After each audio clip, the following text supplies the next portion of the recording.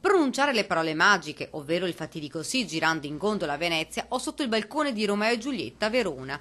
Non solo, ma le coppie potranno scegliere di sposarsi a piedi nudi sulla sabbia del nostro litorale o nel verde di una baita.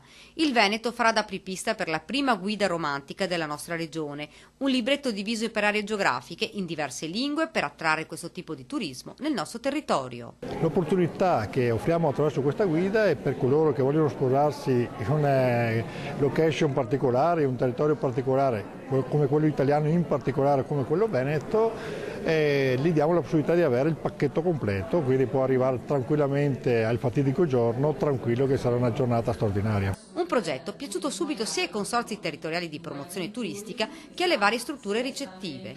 Ed il Veneto, di angoli straordinari per accogliere matrimoni da sogno, ne ha davvero molti. Basta pensare, oltre a Venezia, le colline della nostra Pedemontana, il lago di Garda, le nostre città d'arte, le 200 ville che hanno sottoscritto una carta di impegno attraverso la quale hanno offerto dei servizi garantiti per coloro che scelgono quel tipo di sistemazione per il loro matrimonio.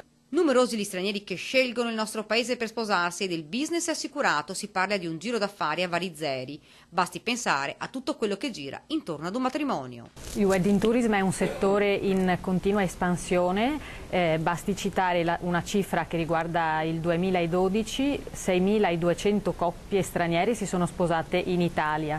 La casa editrice Luna Argento nel 2012 ha dato via il progetto Love Me in Italy, di cui Love Me in Veneto, la guida che oggi presentiamo, è la prima declinazione regionale. La guida al wedding in Veneto, che verrà tradotta nelle lingue più diffuse, sarà presto disponibile sia nelle librerie sia in versione ebook. Insomma, le coppie potranno scegliere con calma dove coronare il proprio sogno, trovando tutte le opportunità per loro e per i loro invitati.